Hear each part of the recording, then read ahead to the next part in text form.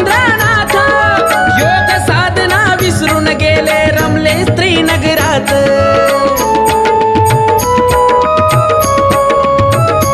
मैनाकिनी सवे संसार थाटला वैराग्य हे बुडाले मैनाकिनीला शापच होता विधी लिखित हे घडले